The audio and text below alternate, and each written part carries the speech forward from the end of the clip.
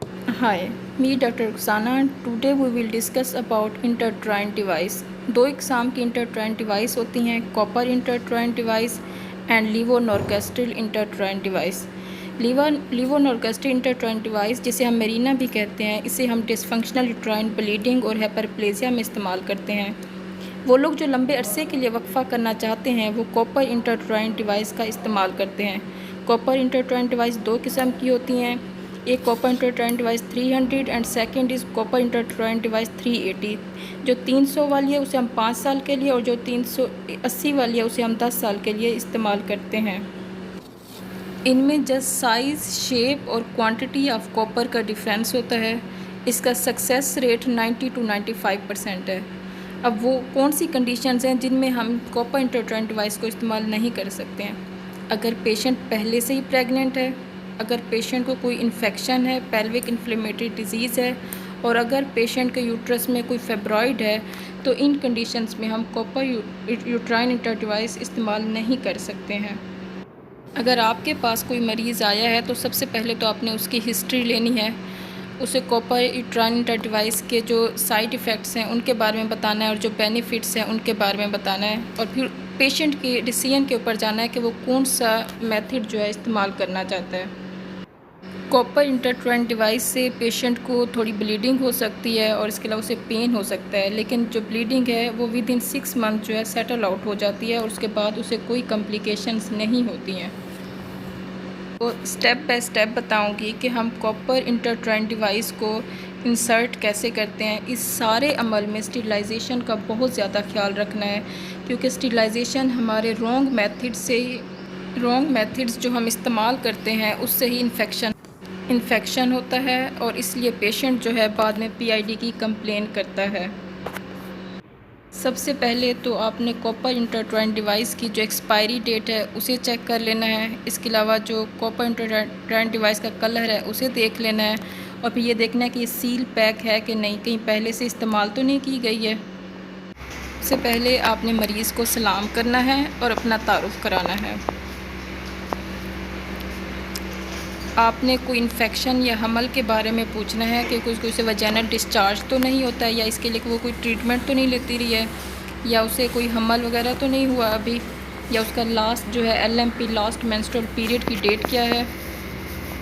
उसका abdominal examination करना है कि कोई मैस या टेंडरनेस तो नहीं है उसे। आपने वजाइनल एग्जामिनेशन करना है, साइज़, शेप और यूट्रस की पोजीशन को देखना है, लेकिन इस सारे अमल में आपने स्टरलाइजेशन का बहुत ख्याल रखना है।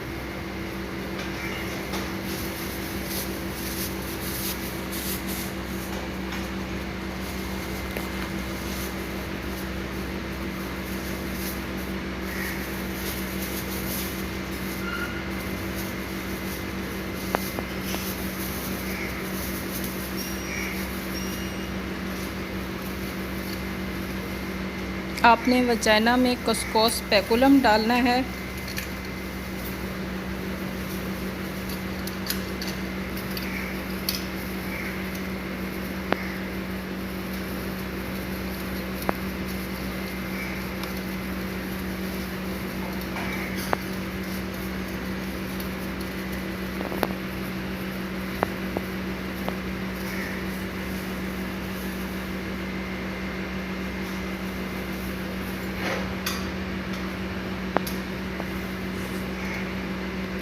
आपने सर्वेक्स को पायोडीन स्वैब से क्लॉकवाइज और एंटी क्लॉकवाइज डायरेक्शन में पेंट करना है।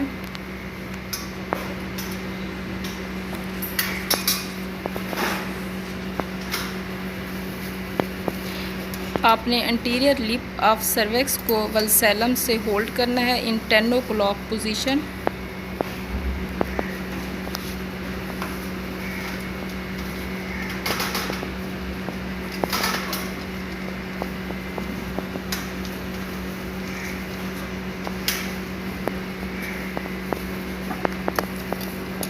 आपने यूट्राइन साउंड से लेंथ ऑफ यूट्रस मेजर करनी है।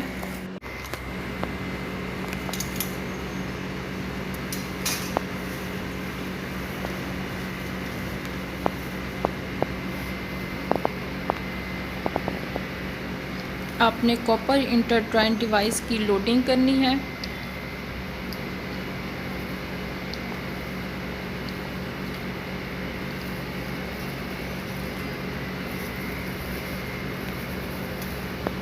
और लोडिंग के बाद आपने कॉपर इंटरट्वाइन डिवाइस को इंसर्ट करना है।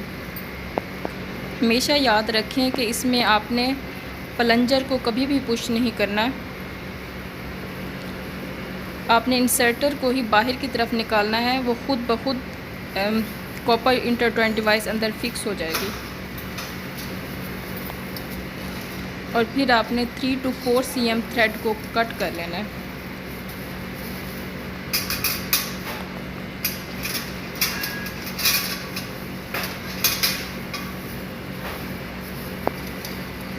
अगर कोई ब्लीडिंग हो तो 30 सेकेंड्स के लिए आपने प्रेशर देना है।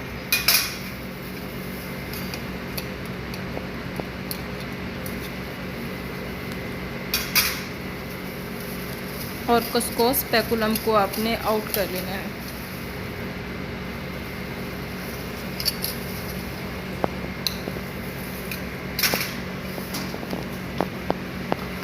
आखिर में आपने मरीज़ को बताना है कि वो 1 महीने बाद दोबारा आकर दिखाए, और अगर दरमियान में ज़्यादा खून पड़े या दर्द हो तो वो आ सकती है।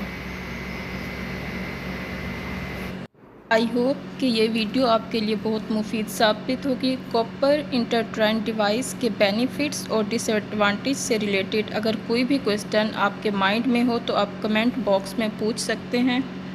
ख्याल रखिएगा। अल्लाह हाफिज़।